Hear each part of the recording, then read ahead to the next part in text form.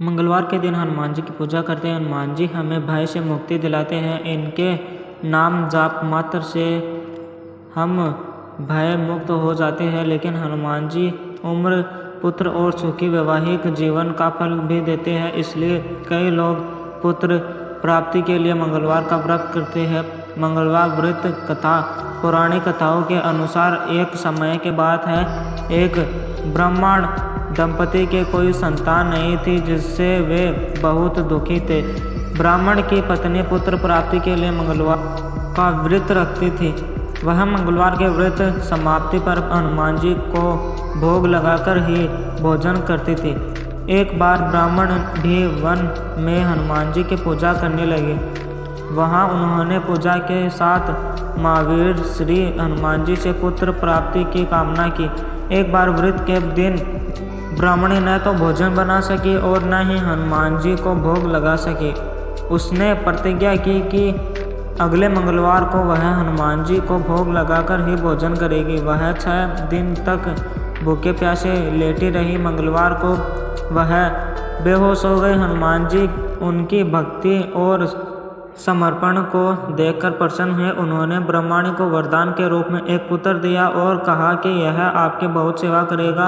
बच्चा पाकर ब्राह्मणी बहुत खुश हुई। उसने लड़के का नाम मंगल रखा। कुछ दिन बाद जब ब्राह्मण घर आया तो बालक को देखकर पूछा कि यह बालक कौन है। पत्नी ने कहा कि मंगलवार के व्रत से प्रसन्न होकर हनुमान जी ने उन्हें यह पुत्र दिया।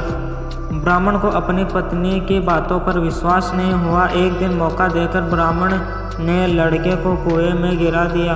घर लौटने पर ब्राह्मणी ने पूछा, मंगल कहाँ है? तभी पीछे से मंगल मुस्कुराते हुए आया। उसे वापस देखकर ब्राह्मण हैरान रह गया।